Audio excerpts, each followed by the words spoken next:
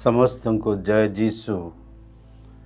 ଖ୍ରୀଷ୍ଟଙ୍କ ଯୋଗରେ ମୋର ପ୍ରିୟର ଭାଇ ଓ ଭଉଣୀମାନେ, ଆମ୍ଭେମାନେ 2025 ସାଲର ଶେଷ ପର୍ଯ୍ୟାୟ ଶେଷ ଦିନରେ ପହଞ୍ଚିଅଛୁ।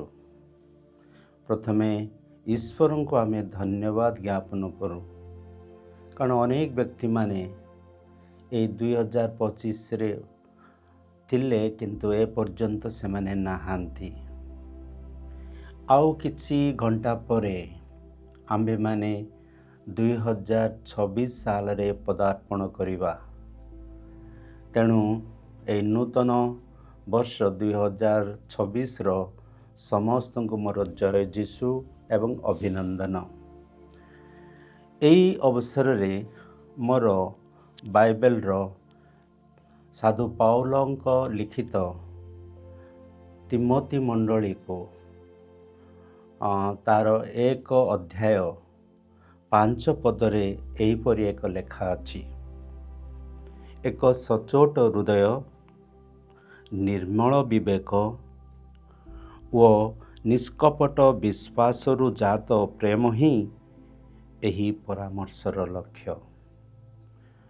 ପ୍ରିୟ ଭାଇ ଓ ଭଉଣୀମାନେ, ସାଧୁ ପାଉଲ ତିମୋଥୀଙ୍କୁ ଧର୍ମାଧ୍ୟକ୍ଷ ରୂପେ ନିଯୁକ୍ତ କଲେ, କିନ୍ତୁ ସେ ତାହାଙ୍କୁ କେତେଗୁଡ଼ିଏ ଉପଦେଶ ଦେବାକୁ ଚାହୁଁଥିଲେ, ଯାହାକି 3 ଅଧ୍ୟାୟ 1ରୁ 7ରେ ବିସ୍ତୃତ ଭାବରେ ବର୍ଣ୍ଣନା କରାଯାଇଅଛି।